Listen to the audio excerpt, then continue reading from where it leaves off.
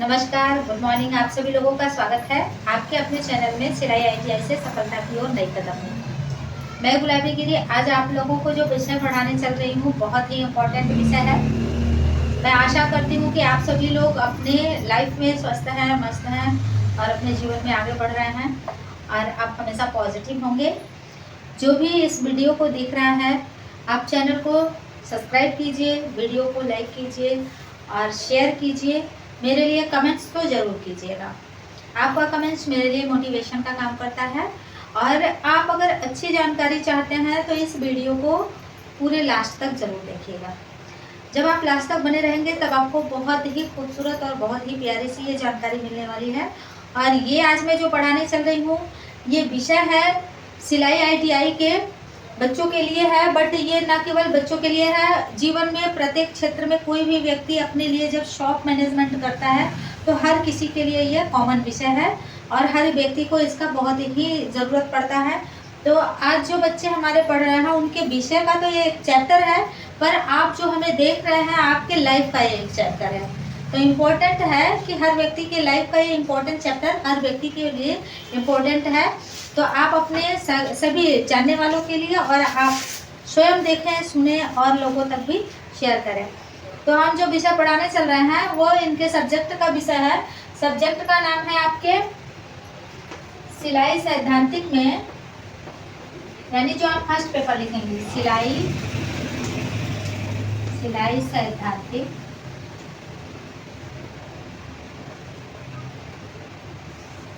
सिलाई सैद्धांतिक में आपका फर्स्ट पेपर क्या है बेटा? फर्स्ट पेपर का नाम आपका है लिखित सिलाई। मतलब इसमें क्या होता है कि आपको पेपर में आएगा, आपको इसमें लिखना होता है। तो सिलाई से लिखित पेपर है ये आपका, तो इसीलिए इसको सिलाई सैद्धांतिक कहते हैं।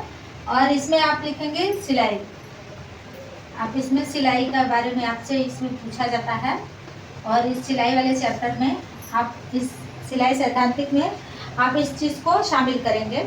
तो इसका जो आपका लेसन है, मैं आपको पीछे कई सारे वीडियो में मैंने बनाया है और आप लोगों को पढ़ा भी दिया है। जो आपके जो फर्स्ट लेसन है, सेकंड लेसन है, हमने उसे स्टडी करा दिया है। आज आप पढ़ने चल रहे हो थर्ड लेसन। तो इसमें जो आप थर्ड लेसन की स्टडी करेंगी, तो हेडिंग डालिए थर्ड लेसन। थर्ड लेसन का नाम क्या है? लेसन आप डाल लो ऐसे, लेसन है थर्ड, जिसका नाम क्या है? नाम के लिए कॉमा क्या देना, और इसका नाम है वर्कशॉप प्रबंधन। Workshop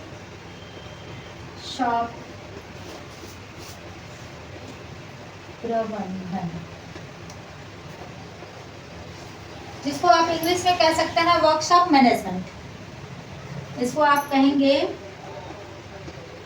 work SHOP shop management,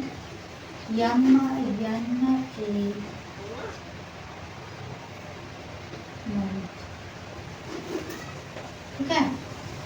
ये वर्कशॉप मैनेजमेंट एक बहुत ही इम्पोर्टेंट चीज़ है। ये हमारे लाइफ के लिए भी बहुत इम्पोर्टेंट चीज़ है। आप अपने जीवन में या तो सिलाई, हम अपने सिलाई के चैप्टर में बच्चों को पढ़ा रहे हैं जिनका लेसन है वर्कशॉप प्रबंधन। बट आप लोगों के जीवन में भी आप अगर अपने यहाँ कोई भी प्रकार का वर्क अगर आप शॉप खोलते हैं तो उसमें किन चीज़ों को मैनेजमेंट करना है, कैसे आप क्या करेंगे, कौन से इंस्ट्रूमेंट, कौन से सामान कहाँ रखेंगे, इसका मैनेजमेंट करने का स्किल आपके अंदर अगर है तो आपका शॉप भी अच्छे तरीके से चलेगा और आप कभी भी परेशान नहीं होंगे। आपके साथ काम करने वाले को भी बहुत अच्छा लगेगा और बहुत ही अच्छे तरीके से आपका शॉप ग्रो करेगा। तो इन सारी जानकारी को मैं इस चैप्टर में इंक्लूड करूंगी और इस चैप्टर में आपको मैं सब बताऊंगी। लेकिन हमारे सिलाई के बच्चे जो इसको पढ़ रहे हैं उनके लिए जो इम्पोर्टेंट क्वेश्चन बनने वाले हैं इसमें पूछे जाने, इस वाले चैप्टर में जो क्वेश्चन पूछा जाएगा जो बहुत ही इम्पोर्टेंट क्वेश्चन है, तो मैं आपको क्वेश्चन यहाँ लिख देती हूँ और फिर उसके बाद मैं आपको चैप्टर पूरा पढ़ा देती हूँ। पढ़ाने के बाद क्वेश्चन भाई आपका आंसर मैं लिखाऊंगी। चैप्टर लंबा चला जाएगा, इसीलिए मैं थोड़ा थोड़ा करके आपको लिखाती रहूँगी। तो फर्स्ट क्वेश्चन इसमें है, प्रश्न क्या पूछ रहा है? प्रश्न एक पूछ रहा है कि कार्यशाला प्रबंधन की क्यों आवश्यकता पड़ती है, या कार्यशाला प्रबंधन की क्यों आवश्यकता पड़ती है। कार्यशाला प्रबंध की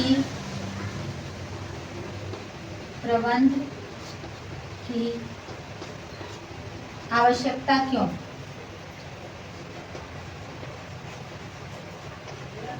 आवश्यकता क्यों? ये 20 नंबर का क्वेश्चन आता है और बहुत ही इम्पोर्टेंट क्वेश्चन है दोस्त। कार्यशाला प्रबंध की आवश्यकता क्यों? अगर आप अपने जीवन में अपने यहाँ अगर कोई भी कार्यशाला अगर बनाते हैं या फिर आप कोई दुकान डालते हैं तो इस सबसे पहले जरूरी है कि हमें इसकी आवश्यकता क्यों पड़ती है। अगर आपके पास ये चीज़ें नहीं रहेंगी, कार्यशाला का प्रबंध व्यवस्था नहीं रहेगा तो आपका चलेगा ही नहीं अच्छे तरीके से। सामान इधर उधर बिखरा पड़ा रहेगा और आप परेशान हो जाएंगे। और फिर कार्यशाला में डस्टबिन का आवश्यकता क्यों? तो ये सब इसके अंदर क्या क्या चीज़ें आने वाली है मैं इस पूरे चैप्टर में आपको पढ़ाऊंगी। अगर आप ध्यान से सुनेंगे तो ये सारी चीज़ें आपको मिल जाएंगी। तो आज हम इस विषय को सविस्तार तरीके से ले चलेंगे कि देखिए इसके अंतर्गत हम आपको कई हेडिंग बताएंगे। सबसे पहले तो आप जानेंगे उत्तर में, अगर जिसको हम लिखेंगे उत्तर में तो हम एक एक चैप्टर पे बात करेंगे। पहले तो आप हेडिंग डालिएगा कार्यशाला। कार्यशाला मतलब वर्कशॉप, कार्यशाला प्रबंधन।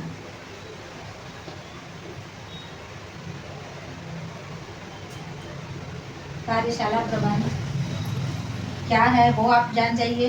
फिर सेकंड पे बात करते हैं, दूसरे चैप्टर पे दूसरे हेडिंग पे बात करेंगे वर्कशॉप प्रबंधन।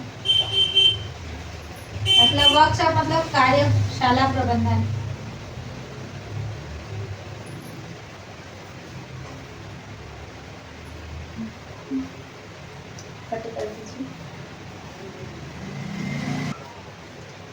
दूसरी बात आप इसके अंतर्गत जानेंगे दुर्घटनाओं से बचाव। दुर्घटनाओं से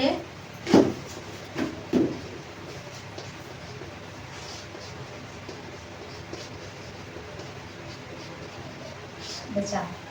अब इन दोनों टॉपिक पे मैं आपको सविस्तार बताने चल रही हूँ और आप बड़े अच्छे तरीके से मन लगा के ध्यान लगा के सुनिएगा, क्योंकि इस चैप्टर से जो भी क्वेश्चन बनेंगे आप अगर इस बात को अच्छे तरीके से सुने रहेंगे तो आप अपना नोट्स बुक्स बहुत आसानी से तैयार कर पाएंगे।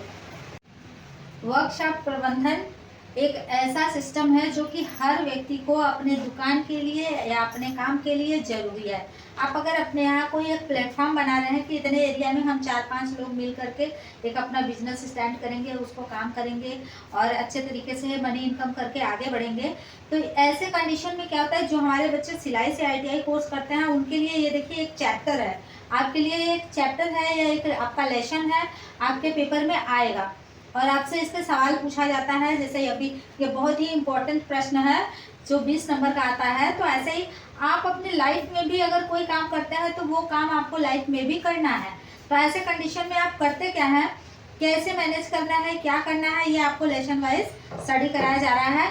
तो चीज़ें तो आप अपने आसपास भी उनको करते हैं, फिर भी हमको लगता है जब किसी चीज़ को हमें लिखने की बात आती है तो ये होता है कि समथिंग ये चीज़ें हमारे आसपास में हो रही है या हमने कभी किया था, फिर भी हम उस चीज़ को अपने भाषा में कैसे लिखें। तो आप क्या करेंगे, ऐसे आपसे प्रश्न पूछा गया और इस प्रश्न को पुष्टि करने के लिए मैं पूरे चैप्टर को पढ़ाऊंगी और समझा रही हूँ और फिर उसके बाद आपको लिखित भी डलवा दूँगी। तो अभी जो लोग आप समझ रहे हैं उसको मन से समझो। देखो क्या होता है ना कि कोई चीज़ समझना बड़ा आसान होता है और किसी चीज़ को रट के याद करना बहुत कठिन होता है।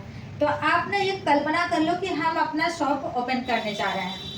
आप अपने शॉप को ओपन करने जा रहे हैं, वो भी किस चीज़ का शॉप, सिलाई का, सिलाई सेंटर का आप एक शॉप ओपन करने जा रहे हैं। आप 4-5 दोस्त मिल करके उसको खोलना चाह रहे हैं।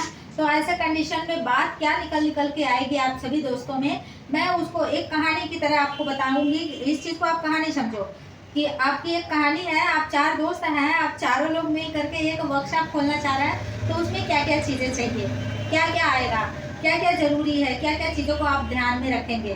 तो आप इस चीज़ को ऐसे समझोगे तो आपके लिए क्या है, ये रटना नहीं पड़ेगा ना, तो आपको पढ़ना पड़ेगा, आपके माइंड में ये चीज़ें बैठ जाएगी। तो आपको याद कराना, उसको समझाना मेरी जिम्मेदारी है। तो आज आपका ये मैं 20 नंबर का क्वेश्चन आपको ऐसे ही आप मेरी बात को आप ध्यान से गौर से सुनो। देखो सभी लोगों को ये चीज़ें बिल्कुल क्लास से उठते ही आपको अच्छे तरीके से मन में बैठ जाएगा, याद हो जाएगा। तो हम बात क्या कर रहे हैं, कार्यशाला प्रबंध। मतलब हम पहला हेडिंग की बात कर लेते हैं, कार्यशाला प्रबंध। अब इस प्रश्न का हमें आंसर देना है, इसके आंसर के अनुसार हम क्या करेंगे, इसी के पहले हेडिंग को उठा करके हेडिंग बना लिया कार्यशाला प्रबंध। कार्यशाला प्रबंध का अब हम क्या करेंगे कि इसके अंतर्गत क्या क्या जरूरत पड़ेगी।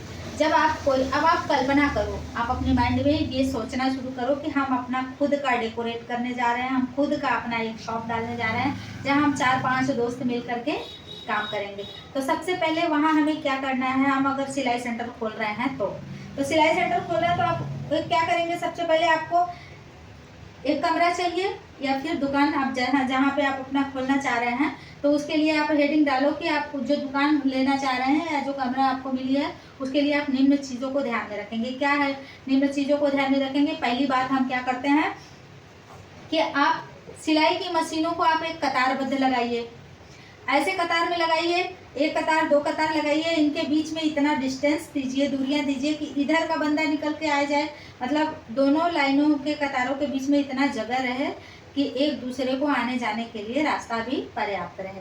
पहली बात का आप ध्यान रखें।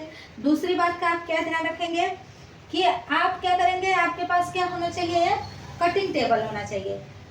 मशीन आपने रख लिया तो पहले आप कपड़े की कटिंग करेंगे ना, तो कटिंग टेबल को क्या करो, रूम के एक किनारे, एकदम किनारे वाले हिस्से में दीवार की तरफ लगा करके रूम के किनारे वाले हिस्से में आप कटिंग टेबल लगा लीजिए।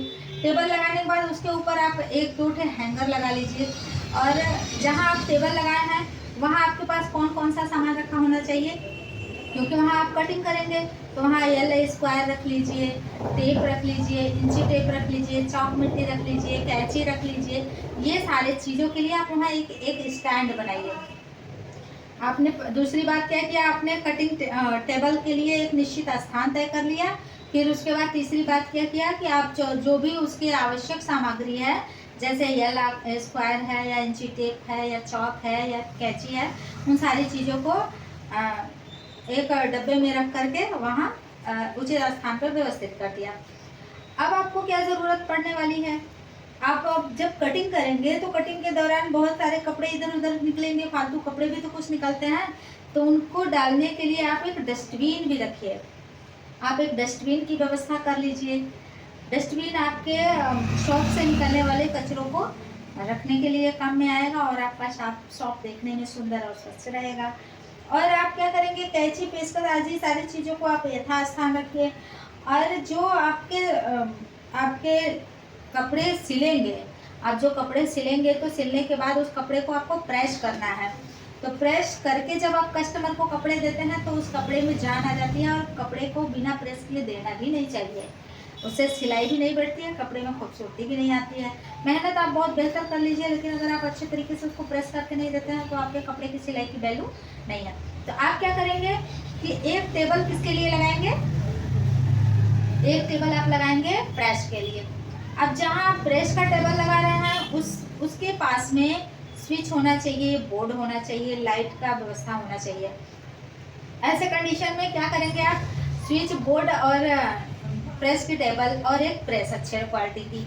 अगर आपके पास प्रेस अच्छी क्वालिटी का मतलब समझ रहे हो, अगर आपका एक प्रेस आता है ऑटोमेटिक, अच्छी क्वालिटी में यही बात होती है कि अगर आप अच्छी क्वालिटी का लिए हैं तो उसमें वो अपने कपड़े के अनुसार क्या करता है, लाइट को जो करंट है उसको मैनेज कर लेता है।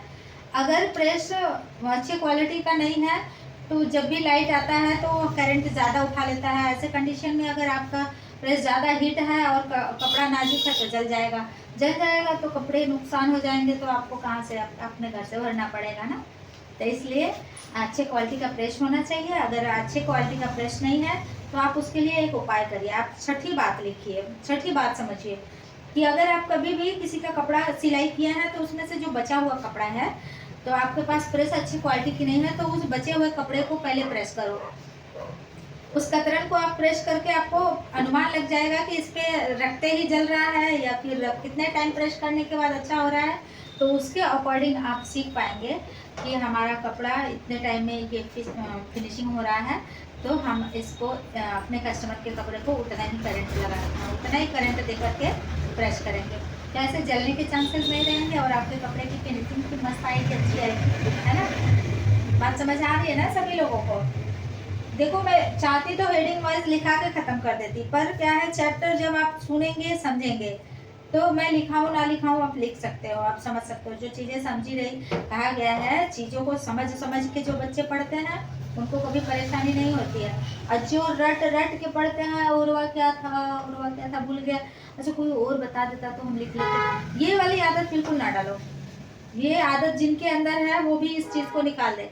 जैसे मैं बात कर रही हूँ आपसे, बिल्कुल उस बात को आप ध्यान से सुनिए और आप मेजर करिए अपने माइंड में कि हम अपना वर्कशॉप ओपन कर रहे हैं तो वहाँ हमको ये चीज़ें चाह रही है। बिल्कुल ऐसे ही नंबर वाइज जैसे मैं बता रही हूँ वैसे ही आपको, अगर नहीं आ रहा है आगे पीछे एक नंबर चलेगा, ठीक। अब इसके बाद आपको अब क्या चाहिए, आपकी सिलाई मशीन है, जब सिलाई मशीन चलेगी तो उसमें तेल लगेगा। अगर आप डेली सिलाई मशीन चलाते हैं तब तो बड़ी अच्छी बात है, मशीन जितना ज़्यादा चलता है उतना ही सुरक्षित रहता है, उसमें जंग लगने की संभावनाएं कम रहती हैं। और अगर आपकी मशीनें महीने में 2 बार 1 बार महीने में चल रही हैं या कम चल रही हैं तो ऐसे कंडीशन में आप क्या करेंगे, कम से कम महीने में 2 बार उन मशीन को खोल के अच्छे तरीके से धूल गर्दा मिट्टी हटा करके उसमें तेल अवश्य डाल दें। तो ऐसे क्या है आपकी मशीन की लाइफ बनी रहेगी, मशीन सुरक्षित रहेगा। और दूसरी बात, अगर आपका मशीन ज़्यादा चलता है तो आप सिलाई स्टार्ट करने से पहले मशीन की धूल गर्दा मिट्टी को झाड़िए, साफ करिए, उसमें तेल डाल करके फिर चलाना स्टार्ट करिए, ठीक। तो ऐसे क्या है मशीन की लाइफ, मशीन की व्यवस्था बनी रहेगी। और जब मशीन, जितना आप मशीन में तेल समय से डालते रहेंगे तो वो चलाने में भी बहुत आसान रहेगी, आपके काम भी बहुत आसान रहेंगे और आप बड़ी जल्दी से काम कर पाएंगे। मशीन के पार्ट्स भी, पुर्जे भी आप इसमें नहीं घिसेंगे तो आपका मशीन ज़्यादा समय तक चलेगा और आपका इनकम भी बचेगा, आपका इनकम बढ़ेगा, आपका फालतू फिजूल के खर्चे भी बच जाएंगे, ठीक है। अब हम बात करते हैं 7वें 8वें पॉइंट की। आपको अपने यहाँ जब आप वर्कशॉप करेंगे तो आपके कस्टमर आएंगे तो उनको बैठने के लिए भी तो कुछ व्यवस्था चाहिए। बेटा देखो कोई है क्या, आपके पास अगर कस्टमर आ रहे हैं तो आपको उनको बैठाने के लिए भी व्यवस्था चाहिए, तो कुछ कुर्सियाँ चाहिए, चेयर्स चाहिए, आपको एक बेंच चाहिए। तो एक तो आपके पास बेंच हो गया तो एक बेंच पे 4 लोग आराम से बैठ जाएंगे, मतलब कुछ कुर्सियाँ चेयर्स वर्कशॉप में अवश्य व्यवस्थित करके आप रखेंगे। और क्या करेंगे, जो बिजली की तार है उसको भी उचित ऊंचाई पर आप व्यवस्थित करके रखेंगे ताकि किसी के टच में ना आए, इधर उधर तार लटका नहीं होना चाहिए, सही ढंग से व्यवस्थित होना चाहिए।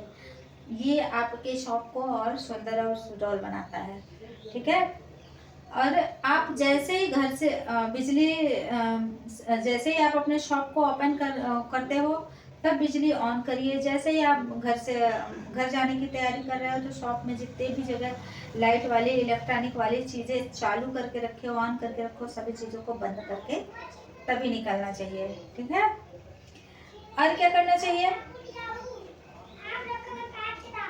वर्कशॉप में जो चीज़ें हैं जहाँ चीज़ों को रखना चाहिए व्यवस्थित करके उसी जगह पे उसको रख करके जाना चाहिए। अगर आपने काम करके यहाँ वहाँ चीज़ों को रख दिया है तो फिर जाने से पहले उसको व्यवस्थित कर दीजिए। और सिलाई करने आने के लिए क्या करना चाहिए, कैसे कपड़े पहन के आने चाहिए।